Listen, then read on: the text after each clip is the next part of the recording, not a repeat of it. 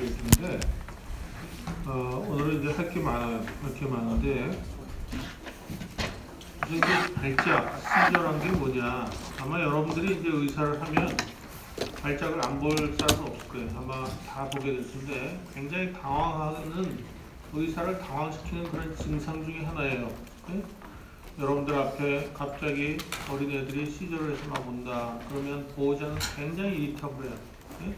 내 아이가 시저를 한다? 이게 죽을지도 모르잖아. 그래갖고 굉장히 이리터블한데 여러분들이 그 앞에서 그거를 안심을 시키고 시저를 멈추게 해주고 해야 되는데 그렇게 하기 위해서 이제 이게 어떻게 되는 건가, 이게 뭔가 하는 건 먼저 아셔야 되리라고 생각이 됩니다.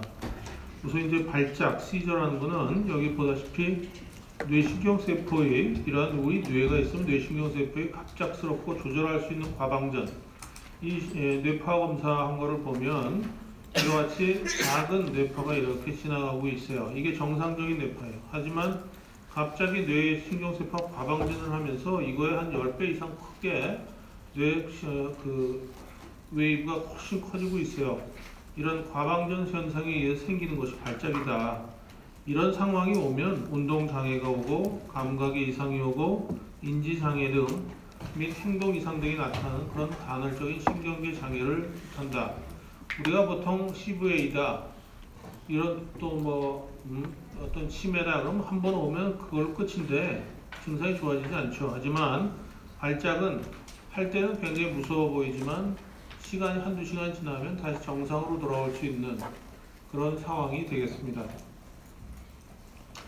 그래 이제 소아의 한 10% 정도에서 발작을 한다. 그러니까 아마 여기 여러분들이 100명이 있다고 하면 이 중에 한 10명 이상은 어릴 때 경련을 했으리라고 생각이 돼요. 또 물론 지금 할 수도 있죠. 의사 중에서도 에필lep시 환자도 꽤 많이 있어요. 네? 약 먹으면서 치료하는 거예요. 그러니까 그게 병이란 거는 내가 얻고 싶어 얻은 게 아니라 저절로 생긴 거기 때문에 하나도 창피하게 생각하거나 여러분들이 감기 걸렸을 때 창피하게 생각하지 않잖아요. 네? 그것처럼 병에 걸렸다는 건 창피한 거 아니에요. 네? 치료하면 되는 거예요. 그래서 이제 소아의 10% 정도에서 발생을 하는데 발작이 원인이 될 만한 인자들이 굉장히 많다. 애들은. 그리고 뇌가 아직 발달 과정에 있기 때문에 해부학적으로나 기능적으로 아직 미숙한 상태이기 때문에 발작이 발생하기 쉽고 대표적인 게 열성 경련, 뇌전증, 신생아 발작 등이 있고 뇌전증이 한 3분의 1을 차지하고 있다. 그 열성 경련이라는 게 가장 흔한 그런 발작이에요. 그리고 가장 흔하게 볼 수 있는 그런 발작인데 소아에서 가장 흔하고 보통은 6개월에서 5세 사이에서 발생한다. 여러분들 책에는 3개월에서 한 5세까지라고 되어 있어요. 근데 이 의학이라는 거는 통계고 학자에 따라서 많이 틀린데 여러분들 책은 조금 너무 많이 나간 것 같아요. 일반적으로는 6개월에서 5세 사이 소아에서 중추신경계통의 감염증이나 대사질환 없이 38도 이상의 열과 동반되어 발생하는 경련질환을 우리가 열성경련이라고 한다. 그러니까 열성경련이라고 얘기하려면 발달이 정상이고 대부분 열이 나면서 모든 게 정상의 나이, 그러니까 브레인에 인펙션이 있거나 이런 게 없으면서 생기는 경우를 우리가 열성경련이라고 그러는 거지, 안에 메닌자이티스가 왔거나 엔세팔라이티스가 왔거나 이런 거가 앓으면서 발생하는 시저는 열이 아무리 나도 그건 열성경련이 아닌 거예요. 그래서 제일 중요한 거는 이런 열성경련의 예후가 굉장히 양호하지만 이런 폐혈증이나 뇌수막염 같은 중대한 그런 급성 감염 질환이 증상일 수도 있기 때문에 감별을 잘 해라. 이거를 감별을 못해서 여러분들이 열성경련이라고 얘기했는데 보니까 깨어나지 못하고 계속 이상이 있다. 그럼 그건 엔세팔라이티스가 왔거나 딴 게 온 거죠. 그럼 치료 방법이 전혀 틀리기 때문에 시간을 늦춰서는 절대로 안 되는 거예요. 네? 그러니까 그런 면에 여러분들이 주의하셔야 될 거라고 생각이 들고, 이 빈도는 유럽이나 미국은 이상하게도 동양 인종에 비해서 적어요. 한 5세 이하 소아의 3, 4%, 일본은 7, 8%, 아마 우리나라도 일본하고 비슷할 거라고 생각이 들어요. 이게 이제 서사모아, 남태평양 쪽에 가면 한 14%까지도 열성 경련이 발생한다고 그래요. 그래서 인종 간의 차이가 굉장히 많은 질환인 것 같아요. 하나의 부모나 형제에서 가족력이 있는 경우가 많다. 부모 중에 한 사람이라도 열성 경련을 한 히스토리가 있으면 자식의 한 50%에서는 열성 경련을 해요. 그래서 유전적인 그런 소인이 많다 그런 얘기고, 그 원인은 미성숙한 뇌의 상태와 발열, 유전적 소인이 연관되어 있다. 그래서 보통 오토소말 도미넌트로 유전이 되는 것 같다. 그 다음에 그 아래에 이제 여지껏 밝혀진 그런 유전자 자리가 있는데 아마 이게 앞으로 시간이 가면 갈수록 점점 더 많이 밝혀지리라고 생각이 돼요. 근데 우리가 중요한 건 이제 이런 유전자 자리보다는 발열의 원인이 뭐냐 그런 경우 굉장히 중요한, 대부분은 URI, 바이러스성 감염에 의해서 오는 경우가 대부분인데 어떤 경우는 이런 경우도 있어요. 애가 열성 경련을 해서 한 38도 이상 계속 열이 나는데 목도 부어있지도 않고 기침도 안 하고 아무 이상이 없다. 근데 왜 열이 날까? 애도 멘탈도 알렇다고 메닌자이티스 같지도 않은데, 그런 경우가 여기 있는 장미진, 우리가 돌발진이라고 얘기하는 그런 경우가 있어요. 이거 여러분들 배우셨죠? 열이 계속 나다가 열이 떨어진 다음에 발진이 쫙 몸 전체에 나타나는, 그때서야 진단을 붙일 수 있는 이런 경우, 이런 경우가 열성 경련을 일으키는 그 경우의 한 3분의 1 정도를 차지한다. 그러니까 이게 휴먼 헤르페스 바이러스에 생기게 되잖아요. 그런 경우가 굉장히 많아서 꼭 응급실에서 여러분들이 원인이 뭐다 이렇게 얘기 안 해도 되는 거예요. 네? 원인은 잘 모르지만 조금 지켜봐야 되겠습니다 하고 얘기하고 경련만 조절을 해주면 되겠습니다. 그래서 열성 경련은 단순 열성 경련과 복합 열성 경련으로 나눠져요. 단순 열성 경련은 경련 양상이 보통은 generalized tonic-clonic seizure를 하는 경우가 제일 많고, 경련 시간은 10분 이내, 예후가 좋아요. 그냥 뭐 특별히 문제되지 않아요. 한 번 했다고 해서 특별히 애한테 어떤 문제가 생기지 않아요. 전체 열성 경련의 80 내지 90%를 차지한다. 이런 단순 열성 경련이 80 내지 90%니까 열성 경련을 해서 죽지 않는다. 그러니까 우선 여러분들이 응급실에서 보호자가 이렇다고 하면 열성 경련이 확실한 것 같으면 괜찮습니다. 얘 죽지 않습니다. 괜찮아질 겁니다. 얘기해주고 시작을 해야지. 그렇지 않으면 여러분들이 하는 하나하나에 대해서 보호자가 굉장히 클레임을 걸고 굉장히 이리타블해지기 때문에 할 수가 없어요. 그래서 우선은 괜찮습니다. 얘 괜찮아질 겁니다. 얘기해주고 그 다음에 시작하시면 돼요. 그 다음에 이제 복합 열성 경련은 조금 케이스가 좀 틀려요. 이건 경련 시간 15분 이상, 그러니까 굉장히 오래 하는 거예요. 우리가 보통 5분 이상 하게 되면 굉장히 오래 한다고 봐요. 5분 이상 시절을 하면 이거 언제 끝날지 모른다 이렇게 생각을 하는데, 15분 이상 경련을 했고 하루에 2번 이상, 한 번 경련을 하거나 좀 있다가 또 하루에 2번 이상 경련을 하더라. 또는 부분 발작, 어느 한쪽만 계속 흔들고 있다거나, 또는 뭐 어느 한쪽만 마비가 오거나, 이런 그 국소적 징후가 보이거나 부분 발작이거나 이런 경우인데, 이거는 다행히도 열성 경련은 10%를 차지하고 있다. 그러니까 좀 드문 타입이지만 단순 열성 경련보다는 예후가 좋지 않을 수도 있다. 이건 뭔가 문제가 있을 가능성이 있다. 그런 얘기가 되겠습니다. 그 다음에 이거의 증상은 대개는 이제 열이 갑자기 오르는 시기에 잘 일어난다. 그래서 경련 자체가 열성 경련의 첫 증상일 수 있다. 이게 무슨 얘기냐면, 아침에 엄마가 애를 옷을 입혀서 유아원에 보낼 때는 별 문제가 없었는데 애가 유아원에서 경련을 했다고 엄마한테 전화가 왔어요. 그래서 엄마가 놀라서 뛰어가 보니까 열이 펄펄 나고 있더라. 그러니까 처음에는 열이 있는지도 몰랐는데 열이 경련을 하고 나서야 열이 있는 줄 아는 그런 경우도 굉장히 많아요. 그래서 열성 경련 자체가 첫 증상일 수도 있고, 경련 양상은 좀 전에도 얘기했지만 보통은 토니크로닉 시저고 수초에서 10분 정도, 대개는 한 2, 3분 하고 말아요. 2, 3분 내에 다 끝나요. 그리고 30 내지 50%에서 재발한다. 그러니까 절반 이하에서 재발을 하기 때문에 모든 환자한테서 다 검사를 필요로 하지는 않아요. 그게 뒤에 나올 텐데, 이런 환자가 재발은 어떤 경우에 재발을 잘할까? 재발은 우선 1세 이하, 아까 6개월에서 5세까지가 열성 경련이 생길 수 있는 연령이라고 했는데, 1세 이하에서 이거의 피크 연령은 대개는 한 14개월에서 한 18개월 정도가 피크 연령이에요. 열성 경련을 가장 많이 하는 시기가. 근데 1세 이하에서 열성 경련을 한다거나, 또는 열이 난 지 24시간이 안 됐는데 막 경련을 한다거나, 또는 열이 38도 내지 39도. 그러니까 열이 낮으면 낮을수록 좋지 않아요. 그러니까 대개는 40도 가까이 됐을 때 경련을 하는데 대개 이런 38도, 39도 또는 어떤 경우 뭐 38도도 안 되는 경우에 경련을 했다. 열성 경련이라고 왔다. 이런 경우는 얘는 앞으로도 재발할 가능성이 굉장히 많구나 하는 것을 의미하는 거예요. 그 다음에 이제 뇌전적으로 진행할 위험 요소는 뭐냐. 이제 우리 응급실에 이런 환자가 오면 우리 수련의 중에서는 이제 보호자를 좀 어떤 면에서 겁도 주고 이제 그러기 위해서 이거 검사하셔야 됩니다. 그 보호자는 잘 모르니까 가만히 있으면 이게 뇌전증, 간질로 갈 수도 있기 때문에 검사하셔야 됩니다. 이렇게 얘기하는 경우가 아주 많거든요. 근데 사실은 여기 보면 심플 페브랄 시저는 1%밖에 안 돼요. 그러니까 이거는 간질이 될 위험성이 거의 없는 거죠. 일반인이나 똑같은 거야.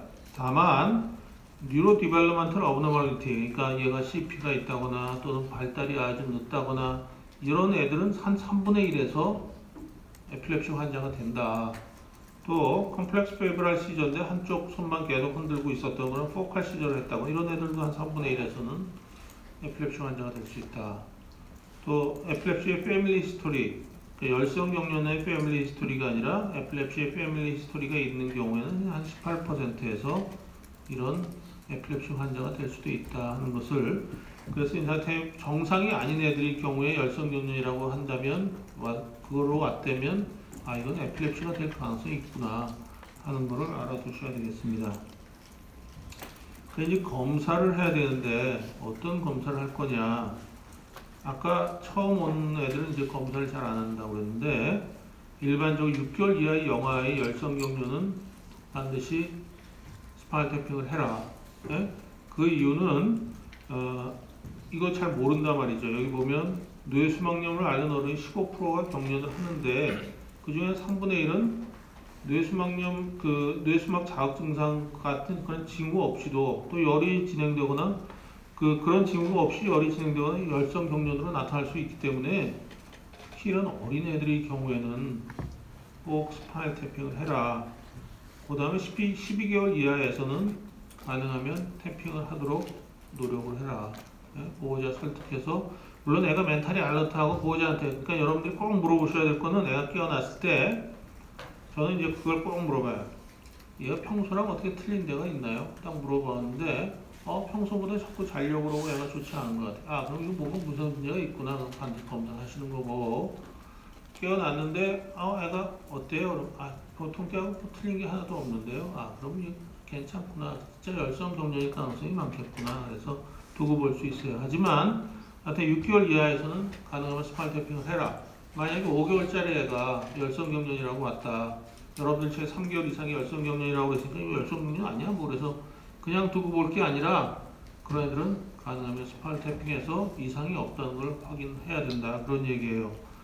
이제 뇌파 검사의 경우도 첫 번째 단순 열성 경련이 있으면서 신경학적으로 정상인, 발달에도 문제가 없고 아무런 문제가 없는 애들의 경우에는 꼭 뇌파 검사할 필요 없다. 경련을 했다고 해서. 하지만 4세 이후에 첫 경련이 있거나, 그러니까 벌써 이건 나이가 많죠. 4세쯤 되면 성인 뇌의 한 90%가 이미 형성이 돼 있어요. 걔가 열이 난다고 해서 경련을 한다? 이거는 정상이 아니죠.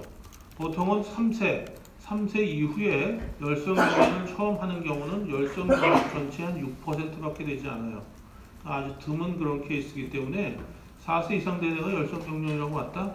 이거는 검사를 해야 될 거라고 생각이 되고, 또 경련 횟수가 많은 경우, 경련이 첫 번째가 아니라 4번, 5번 이렇게 했는데 여지껏 검사해 본 적이 없다.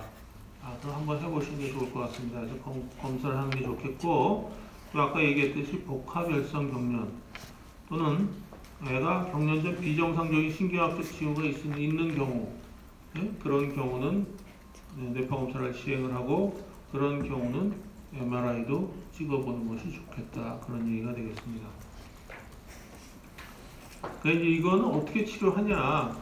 꼭 이제 여러분들 생각에는 응급실에 오면 모든 환자는 약을 줘야 되고 치료를 해야 된다. 또 어떤 보호자들은 저희가 조금 두고 봅시다.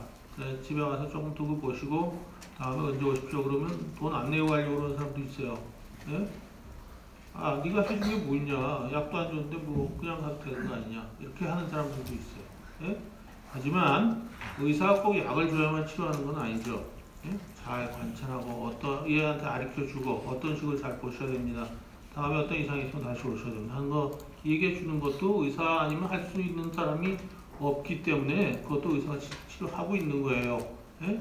그래서 대부분의 열성 경련은 꼭 항경련제를 투여할 필요는 없지만 시절을 했다고 해서 뭐 해열제나 이런 거는 줘야 될 가능성이 굉장히 많겠죠. 근데 여기서 이제 항경련제를 얘기하고 있는데 경련이 5분 이상 지속됐거나 연이어 발생하는 경우는 다해제팜 또는 로라제팜을 정맥 주사하거나 항문을 통해 투여한다는데 우리나라에는 항문으로 투여하는 약이 없어요. 그래서 항문으로는 주면 안 돼요. 우리나라 약들은 대개는 이제 정맥 주사를 하거나 뭐 물론 IM을 할 수도 있는데 대개는 정맥 주사하는데 다해제팜을 정맥 주사할 때는 여러분 아마 지난번에도 여러분들한테 말씀드렸을 텐데 IV 라인이 쭉 달려 있으면 저 멀리서 환자가 이 아래 엄마가 안고 있거나 여기 있는데 저 위에 거기에 링거 솔루션에 이렇게 달려 있어요. 그 위에다 주면 들어오면서 약효가 다 없어져요. 전혀 효과가 없어요. 바로 IV가 꽂혀 있는 그 부위 바로 그 부위에 바로 IV라인 그 니들이 들어가는 그 부위에다가 줘야지 들어가면서 바로 효과가 나타나기 시작하지. 절대로 저 위에다 주지 마세요. 그 줘야 아무런 소용이 없어요. 그러니까 그런 식으로 주고 로라제팜도 이제 로라제팜은 이렇게 들어가면서 약효가 없어지는 약은 아니에요. 네? 하지만 다해제팜은 꼭 가까이서 줘야 된다. 이제 예방법은 두 가지가 있어요. 하나는 다해제팜을 경구로 투여하는 방법. 그러니까 얘가 요번이 뭐 세 번째, 네 번째 열성 경련이다. 봐도 별 이상이 없다. 그런 경우에 그런 애들한테 항경련제를 계속 주기는 좀 그렇잖아요. 그런 경우에는 다해제팜을 보호자한테 얘기하면서 주는 거예요. 열이 한 38.5도 이상 날 때 이 약을 먹이십시오. 그래서 다해제팜을 여기 용량으로 해서 줘요. 이거는 이틀 이상 주지는 않아요. 네? 그래서 열이 날 때만 먹이는 거로 해서 주는 방법이 하나 있는데 이 방법의 단점은 뭐냐? 아까도 얘기했지만 열이 있는지도 몰랐는데 경련을 하고 나서 열이 있는지를 아는 경우도 상당히 많기 때문에 그때는 이미 쓸 수가 없죠. 이미 시절을 했는데 그래서 이제 그런 단점을 갖고 있어요. 또 그래서 이제 그거 외에 줄 수 있는 방법은 이제 항경련제, 페노바비탈이나 바이프로게스트를 줄 수가 있는데 이거를 쓰게 되면 이제 얘가 만 5살이 될 때까지 쓰거나 대개 2년 이상 쓰게 되는데 이거의 단점은 애가 어리니까 부작용이 올 수 있잖아요. 페노바비탈 같은 경우에는 IQ를 한 6점에서 8점 정도 떨어뜨릴 수도 있고 또 말프로게스트 같은 경우에는 아주 독특한 그런 헤파타이티스가 올 수 있어요. 그래서 이건 그 뭐 열성경련을 방지하기 위해서 그런 위험을 부담을 안고 약을 꼭 줘야 되냐. 그래서 안 주는 경우도 있는데 이게 횟수가 굉장히 많아질 경우에는 주는 경우도 많이 있고 저 같은 경우는 대여섯 번 이상 하면 그냥 약을 줘요. 그래서 대여섯 번 하면 보호자가 많이 지쳐요. 경련할 때마다. 그래서 보호자가 먼저 약 쓰기를 원하는 경우가 아주 많아요. 그래서 약을 주면 대부분은 그 다음엔 시절을 잘 하지 않아요. 네? 그래서 열성경련은 그렇게 여러분 아시면 되겠고 이제 뇌전증 우리가 옛날 말로 하면 간질 그런 건데 뇌전증이 있는데 이 그림은 이제 여러분들이 이제 바티칸 시티에 가시면 교황님이 계시는 성 베드로 성당 그 문 앞에 걸려 있어요. 크기가 굉장히 크던데 이게 이제 16세기 초에 라파엘이라는 사람이 그린 그림이라는데 이 에필랩시의 아주 전형적인 그 당시의 사회상을 보여주는 그림이에요. 조그만 아이가 제너럴 토닉 시저를 하고 있어요. 눈 돌아가고 뭐 팔다리 다 빡빡해져 있고 아버지 굉장히 놀래 있고 사람들은 쳐다보고 손가락질하지만 누구도 고쳐줄 수가 없는 그런 상태. 예수님이 오셔야만 고칠 수 있는 아무도 고칠 수가 없는 신의 버릇과 같은 그런 그 질환이다. 이런 사회 상황을 보여주고 있는데 우리나라는 아직도 이렇게 생각하는 사람도 굉장히 많아요. 그래서 보호자들 중에서는 대개 아이가 에필랩시입니다, 뇌전증입니다 라고 얘기하면 막 우는 사람 굉장히 많아요. 예? 그거는 뭐 감기 때문에 우는 사람 없잖아요. 이건 못 고치는 병인데 내 자식이 못 고치는 병에 걸렸구나 라고 생각하는 사람이 많거든요. 그래서 우는 거예요. 예? 그래서 이제 한 70%는 사실은 고칠 수 있어요. 요새는 70%에서 보호자를 달래죠. 70%는 고칠 수 있습니다. 그러니까 너무 걱정하지 마시고 약 잘 쓰면 됩니다. 하면서 달래서 이제 치료를 하기 시작하는데, 우선 이제 에필랩시란 게 뭐냐?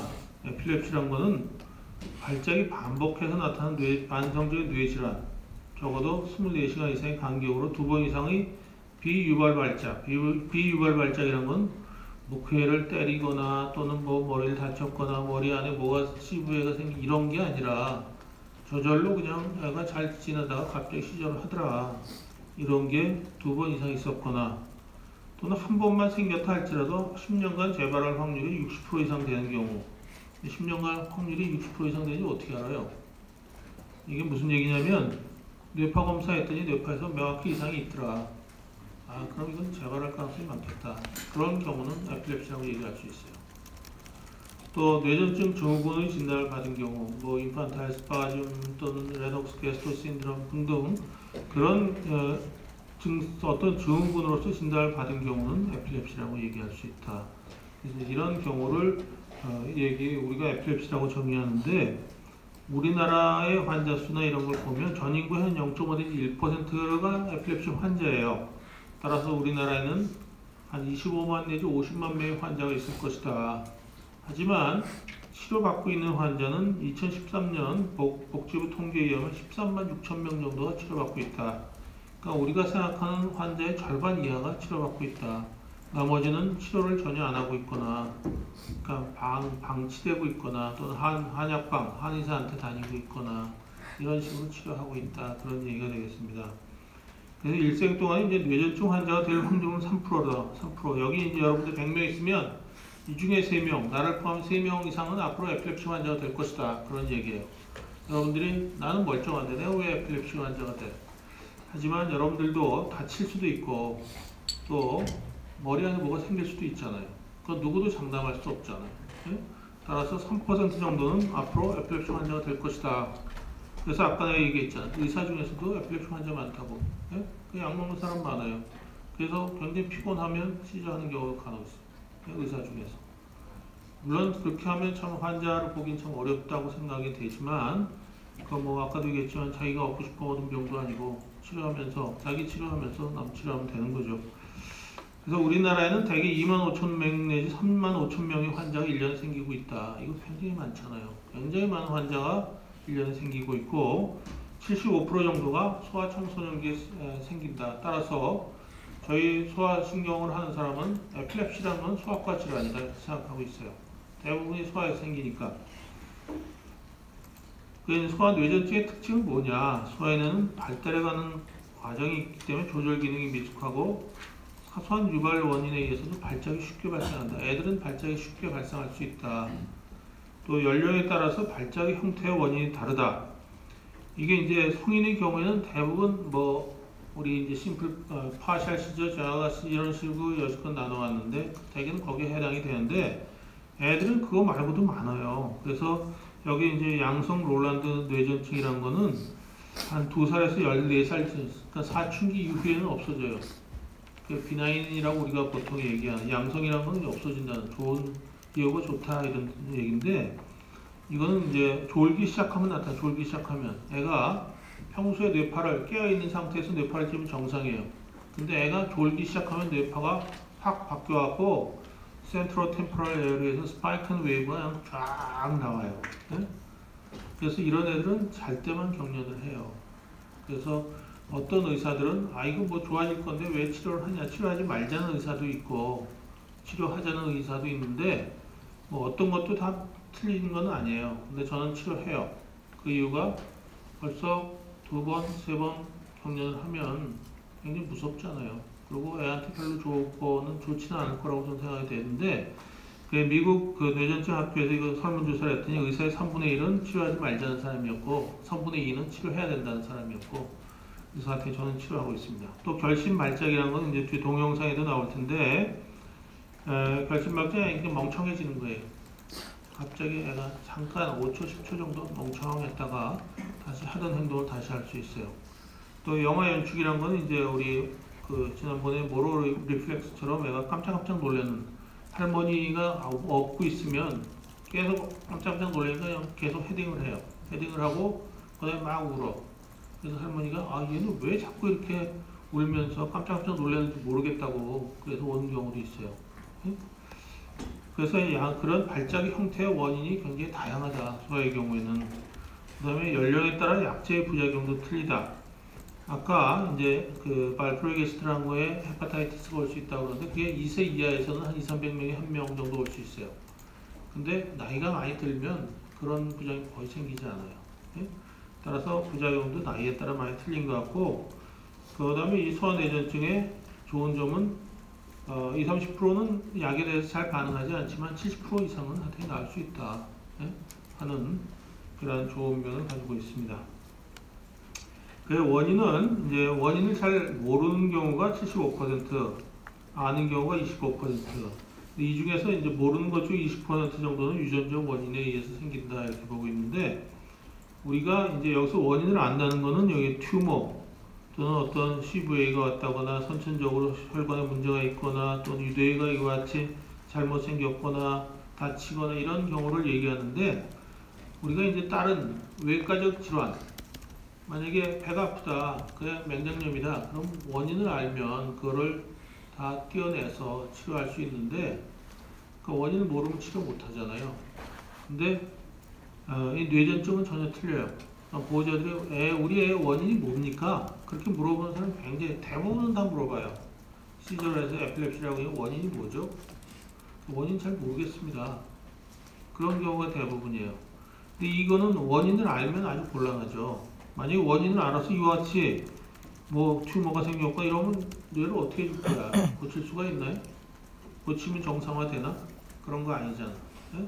다행히도 이디오패틱한 에필랩시가 많아서 소아가 치료가 잘 되는 원인 중에 하나는 이런 원인을 잘 모르겠다. 이런 경우가 많아서 그렇고, 유전적 소인을 가진 경우는 자꾸 재발해요.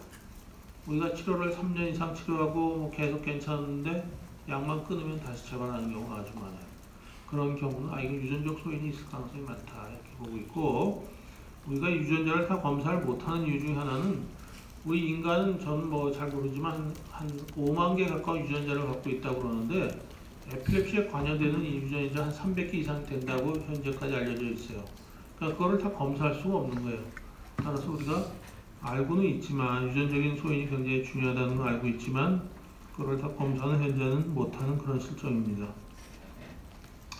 그래 이제 분류는 부분 발작, 여러분들 책에는 이와 같이 분류되어 있어요. 부분 발작과 전신 발작. 그래서 단순 부분, 복합 부분, 2차성 전신화 발작. 그 다음에 이제 이렇게 쭉 나와 있는데 이게 올해 바뀌었어요. 아마 여러분들 책에 바뀌게 앞으로는 나올 거라고 생각이 들어요. 이건 이제 그 국제뇌전증 학회에서 이렇게 바꿨는데, 시저 타입은 포칼, 파샬이란 말을 쓰지 않고 포칼이란 말을 쓰고 generalized란 말을 쓰고 unknown, 잘 모르는 경우도 있다. 에필랩시 타입은 포칼, generalized, 그 다음에 이게 둘 다 갖고 있는 경우도 있다. 포칼과 generalized 타입이 컴바인 되어 있는 경우도 있고 모르는 경우도 있고, 그 다음에 에필랩시 신드롬, 레녹스 게스트 신드롬처럼 그런 경우가 있다. 아마 이런 식으로 앞으로 여러분들 책은 바뀌게 될 거라고 생각이 됩니다. 그 이제 동영상을 보여드릴게요. 동영상을 보면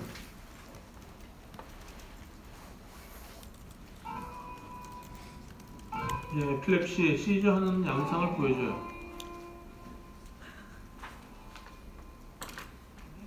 간질은 바로 이런 것일 거라고 상상해 보신 적이 있으십니까? 이 질문에 답변에 앞서 잘 들려요? 몇몇 간질 환자들의 실제 발작에 관해 살펴보기로 하겠습니다.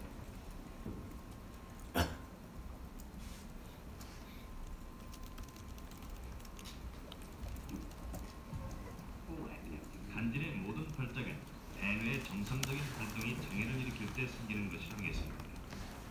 전통적으로 발작은 크게 두 가지로 분류되는데, 대뇌에서 특히 작은 부위의 장애로 인해 나타나는 특정성 발작, 다시 말해 부분 발작이 있고,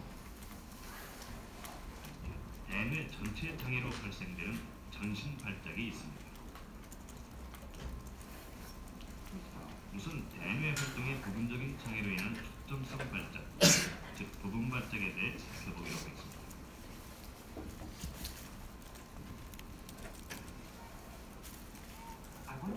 여러분은 지금 이곳에서 이상한 장면 하나를 발견하실 수 있을 것입니다. 게임을 하고 있는 젊은이들 중 한 명이 발작을 일으키고 있는 중이니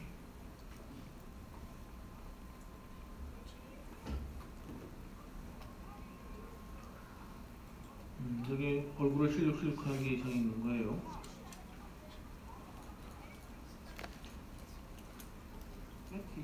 자, 그 상황을 다시 한번 볼까요? 뒤쪽에 푸른 자켓을 입은 청년을 잘 보십시오. 때때로 그의 얼굴 왼쪽 부위에 경련이 일어나는 것을 볼 수 있을 것입니다. 의식엔 아무런 문제가 없기 때문에 게임을 하는 데는 전혀 지장이 없습니다. 이처럼 의식은 충분히 유지되면서도 신체의 극히 일부분에서 조절할 수 없는 운동을 일으킬 때 이를 단순 부분 발작이라고 부르는데 뇌의 아주 작은 부위가 장애를 받기 때문에 일어나는 것입니다. 이런 종류의 발작은 가끔 손이나 팔다리에 따끔거리는 느낌이 있다가 입 뒤쪽에서 이상한 맛을 느끼게 되는 정도의 증세를 보일 뿐입니다.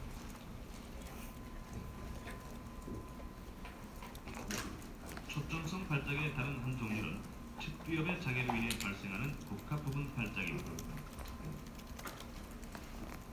복합 부분 발작은 의식의 손상을 초래하게 되는데 다른 사람들에게는 항상 정상적인 것처럼 보일 수 있습니다. 현재 복합 부분 발작을 앓고 있는 이 소녀를 예로 들면 정상적으로 쾌활했던 그녀의 성격이 걱정과 두려움으로 인해 완전히 가려져 버렸습니다. 만일 외관상으로 보아 오판할 우려가 있다면 복합 부분 발작은 주로 의미 없는 몸짓과 곤란한 행동을 동반하는 기묘한 얼굴 에필lep시라고 해서 꼭 쓰러지는 게 아니에요. 응? 여기에서 볼 수 있는 모든 행동들은 발작이 끝난 후 환자가 기억하지 못하는 것들입니다. 현실과는 동떨어진 완전히 자동적인 행동이라 하겠습니다. 예컨대 이 소녀는 실제로 매우 가까이에 있는 카메라를 전혀 의식하지 못하고 있습니다. 간혹 큰 소리가 그녀를 놀라게도 하지만 여전히 영향을 받지 않은 상태로 있습니다. 여러분이 이 소녀에게 말을 건다면 대답은 하겠지만 아마 그리 조리 있게 말하지는 못할 것입니다. 이제 이런 류의 발작에서 나타나는 전형적인 특징들을 살펴봄으로써 이 소녀가 복합 부분 발작 환자라는 것을 좀 더 명백하게 알 수 있습니다. 갑자기 본동을 일으키면서 주위 사람들에게 아주 이상한 반응을 보인다거나 왼쪽 팔을 주무르더니 손가락을 꺾기도 하고 불안한 듯이 손을 돌리기도 합니다. 더불어 여기저기 배회한다가 천을 감싸려고 하는 이런 모든 행동들이 바로 복합 부분 발작의 일반적인 특징이라 하겠습니다. 복합 부분 발작 환자는 간혹 가게에서 물건을 그냥 사는다. 심지어 공공장소에서 옷을 벗으려고까지 하게 되는데 유감스럽게도 이러한 습관적인 행동들은 당연히 다른 사람들에게 쉽게 오해를 살 여지가 많다는 것입니다. 회복은 종종 느리게 진행될 때가 있어서 정상적으로 돌아오기까지는 다소 시간이 걸리게 됩니다. 마침내 이 소녀는 완전히 회복돼서 친구들과 함께 어울리게 되고 마치 아무 일도 없었던 것처럼 게임은 다시 시작됩니다.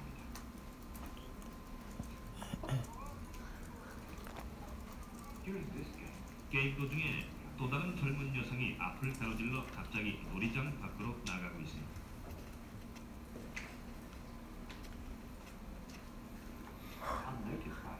주위의 친구들은 알아채지 못했지만 그녀 역시 복합 부분 발작을 일으키면서 갑자기 놀이장에서 홀로 떨어져 나오고 의미 없는 몸짓과 함께 멍한 표정으로 목적 없이 이리저리 대화하고 있습니다.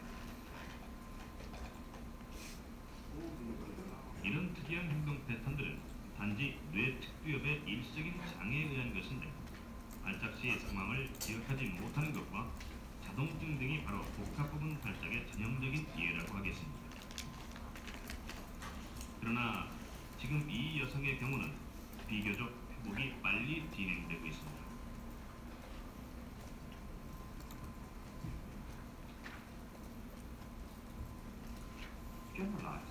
전신 발작은 발병 초기부터 이미 대뇌 전체에 걸쳐 일어나는 장애에 의해서 발생됩니다.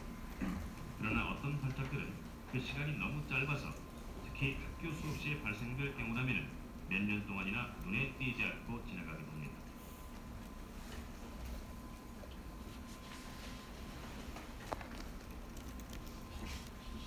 사람들이 그러는데 그들이 처음에 스티브를 들었을 때 그는 가벼웠대요. 근데 조금 있다가 스티브를 우리한테 데려왔어요. 왜냐하면 그는 우리한테도 무겁거든요. 예전같이.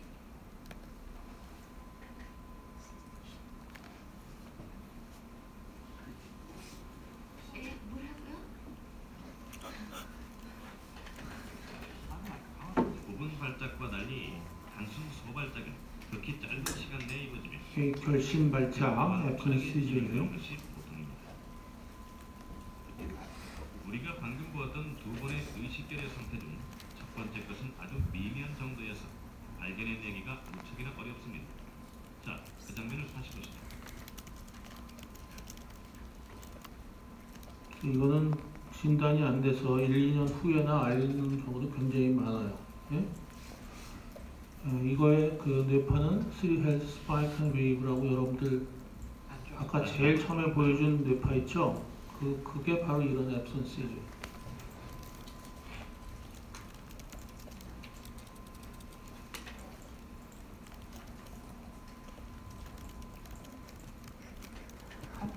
복합 소발작은 좀 더 심각한 형태의 간질 환자에게서 발생됩니다. 비교적 짧은 의식장애와 더불어 머리, 팔다리, 몸통 등에서 반복적이면서 똑같은 형태의 그냥 소발작이라고 다 똑같은 게 아니라 복합 소발작은 앞에 있는 복합 소발작하고 전혀 틀린 거예요. 뇌파만 비슷해. 뇌파는 비슷한데 하는 양상이나 멘탈 리타데이션 이런 게 와서 전혀 틀린 거예요. 오래 지속될 수도 있고 무척이나 느린 속도이지만 경련이 완화되면서 발작의 빈도수가 줄어들기도 합니다.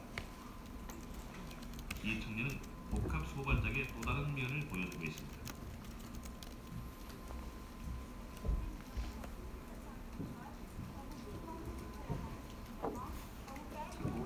그가 균형을 잃어 쓰러지지 않도록 친구들이 부축해주고 있습니다. 이 발작으로부터의 회복은 이전 것에 비해 좀 더 빠르고요.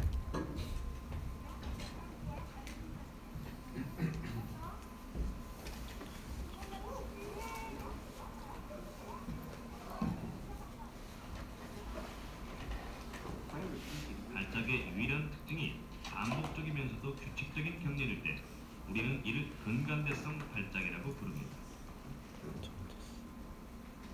이게 마이크로닉 시주예요.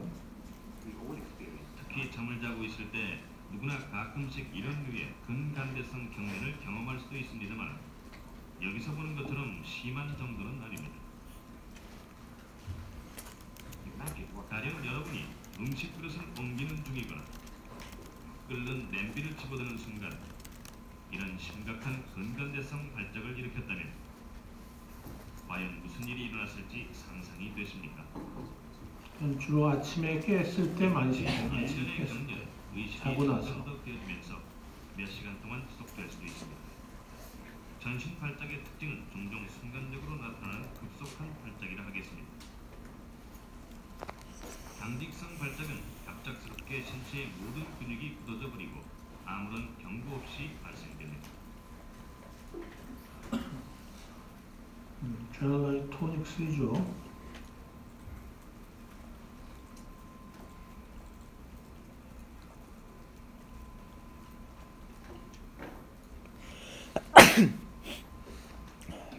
무긴장성 발작도 역시 빠르게 진행되지만 이는 강직성 발작과 비교해볼 때 오히려 근긴장력이 갑작스럽게 상실됨으로써 발생됩니다.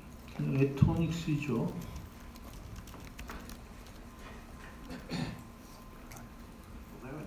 무긴장성 발작은 아주 짧은 시간에 일어났다가 회복 또한 빨리 되지만 쓰러질 때 얼굴이나 머리에 일반적으로 부상을 당하기 마련입니다.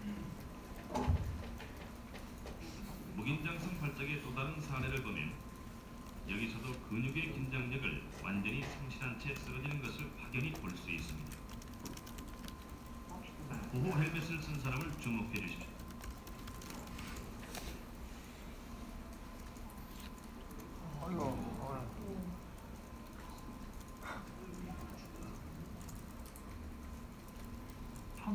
보통 대발작이라고 하는 강직성, 강제성 발작은 가장 쉽게 분별할 수 있는 발작 중의 하나입니다. 강직성, 강제성이란 용어는 이 발작 중에 연속해서 일어나는 두 단계의 상태를 표현한 것으로 뻣뻣하게 되는 상태와 격렬한 상태를 뜻합니다. 팔다리와 몸 전체의 격렬한 움직임에 이어서 근육의 강직 상태와 의식 상실, 그리고 혈관란이 동반되는 강직성, 강제성 발작.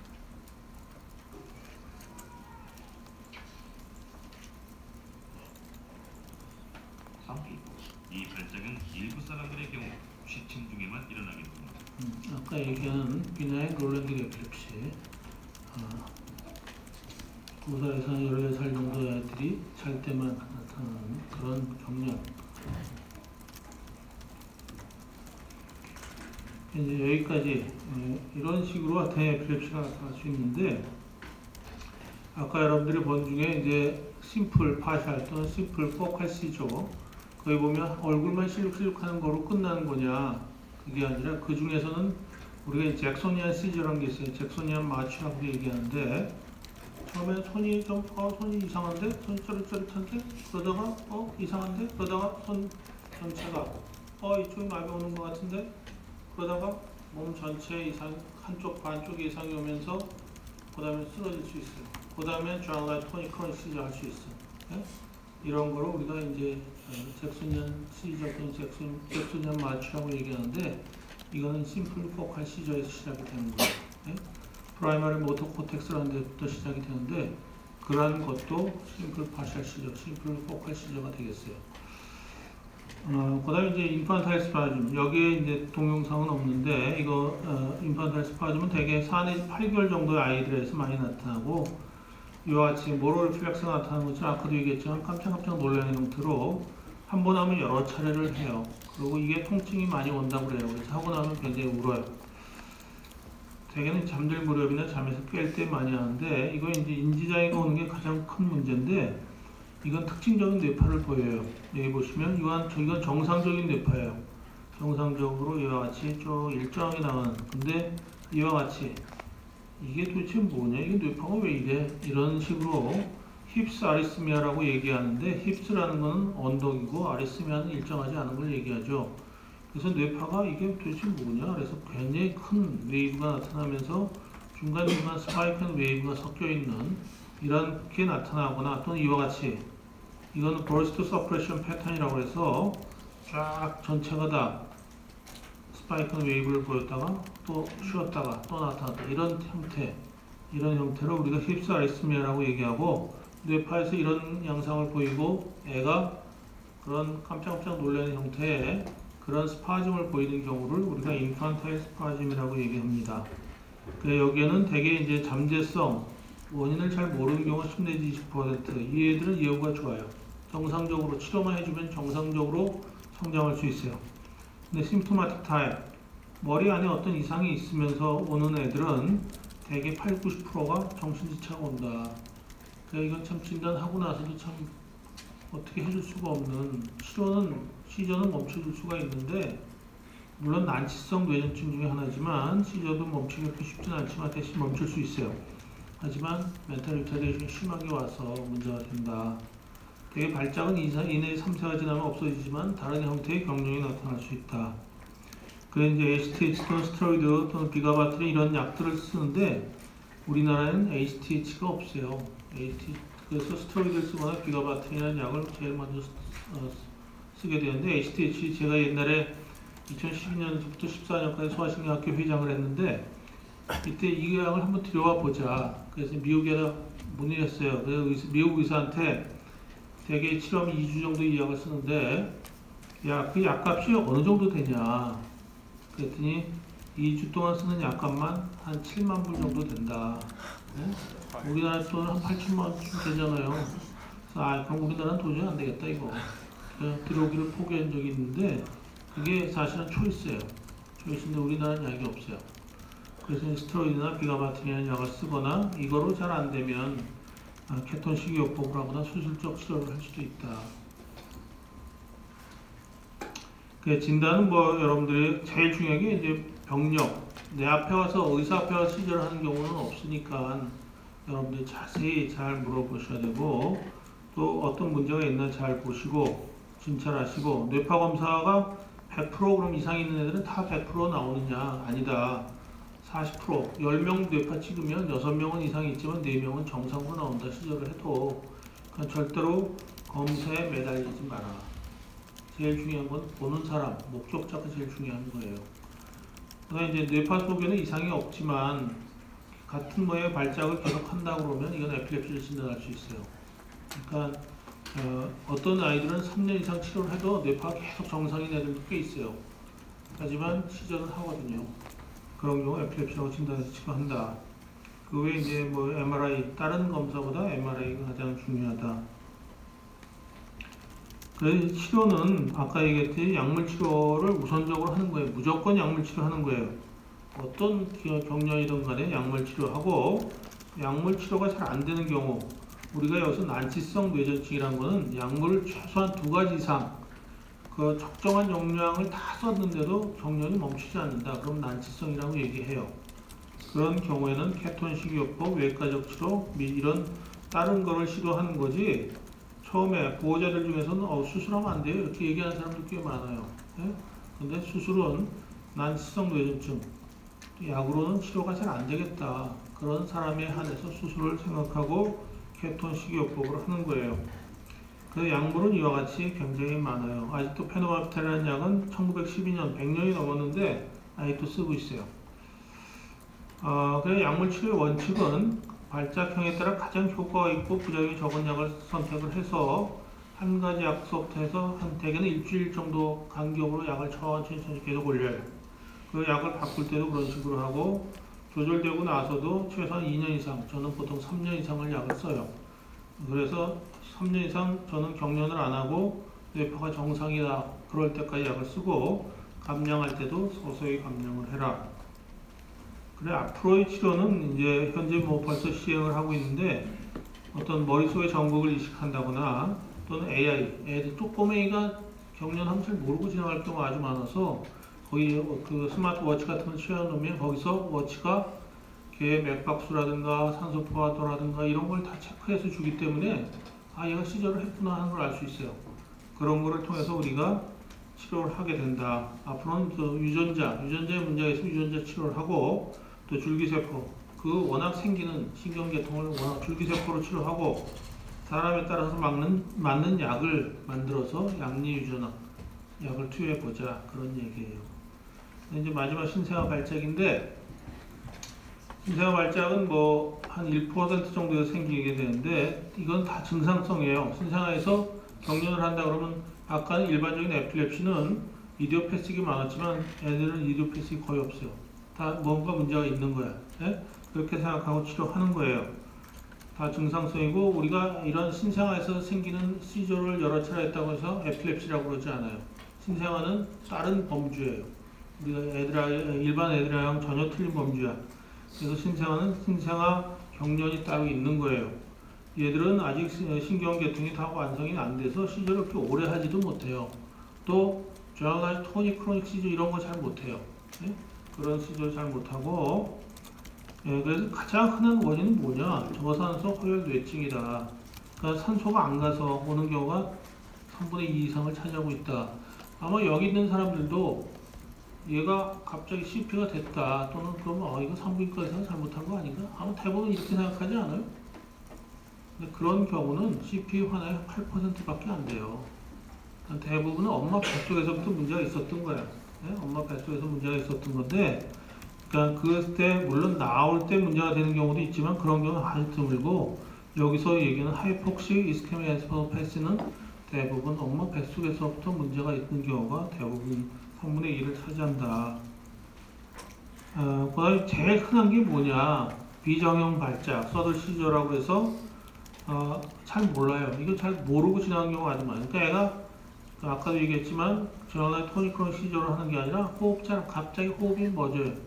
가만히 있을 수도 있고, 그래서 얼굴이 펄해질 수도 있고, 또 애가 갑자기 축 처질 수도 있고, 또는 손이나 다리를 계속 움직일 수도 있어요. 안 움직이던 애가 갑자기 막 흔들어. 그러다가 좀 이따 멈춰. 또 눈이 약간 돌아간다거나 갑자기 소리를 지른다거나 이런 경우는 꼭 시저를 생각해야 돼요. 예? 그 외에 이제 아래에 나오는 이런 것들은 뭐 이거 보기만 해도 이거 시저 하는구나 알 수 있죠. 그래서 가장 흔한 게 여기 있는 비정형 발작이 가장 흔하다. 발견하기가 쉽지 않다. 그런 얘기고. 그래서 이제 원인 치료를 해라. 간혹 신생아실에서 이제 컨설트가 와요. 이게 시저 많이 하는데 어떻게 좀 멈춰 주십시오. 그러니까 항경련제를 제대로 좀 써달라 이런 얘기인데 항경련제가 중요한 게 아니라 하이폭식 이스케미아 엔세팔로패시니까 그거를 원인을 해결해 줘야 되는데 신경 파트에 있다고 원인을 해결해 줄 수가 없잖아요. 그래서 시저를 조금 적게 해줄 수는 있는데 시저 자체를 멈추게 하기는 아주 어려워요. 그래서 이제 이런 경우에는 이런 식으로 약을 쓰는데 피리독신 우선은 체열하고 포도당 줘보고 그다음에 칼슘 이런 다른 칼슘 글코네이트 이런 것도 줄 수 있고 피리독신 주고 안 되면 이제 항경련제를 투여한다. 이런 신생아 경련을 하면 예후가 아주 안 좋아요. 그 신생아실은 20% 사망한다. 그 다음에 그 한 25에서 35%에서 멘탈 리터레이션이 앞으로 오거나 뇌성마비가 오거나 뇌전증이 올 수도 있다. 그래서 일단 신생아 경련을 하는 애들의 절반 정도는 좋지 않다. 그런 얘기예요. 그래서 뇌전증의 빈도는 뭐 이와 같이 나왔는데 하여튼 3분의 1 정도에서 문제가 생길 수 있다는 걸 여러분들이 알아두시기 바랍니다. 그럼 오늘 강의는 이만하겠습니다. 여러분 혹시 질문 있으세요?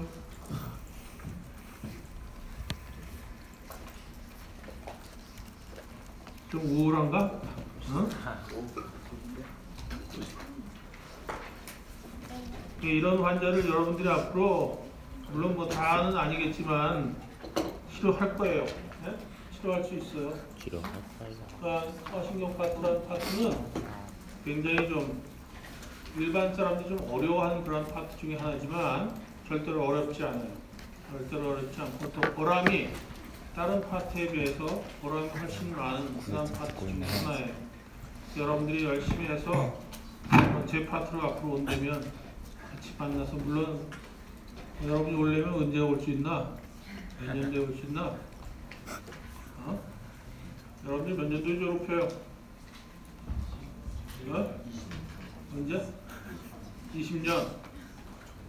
니들하고는 일하기 좀 어렵겠다. 근데 하여튼 굉장히 소화신경 아까도 여기 에필lep시 환자 굉장히 많다고 그랬잖아요. 그래서 환자는 굉장히 많아요. 그리고 새로운 질환들이 굉장히 많이 생기고 있고 근데 치료하면 애들은 잘 낫는 성인보다 훨씬 잘 낫고 보람도 많고 들어올 때는 의식 없이 들어왔지만 나갈 때는 지발로 걸어 나갈 수 있는 그런 파트 중에 하나예요. 자, 여러분들 수고했습니다. 오늘 강의 이만하겠습니다. 구두선 듣고 있나?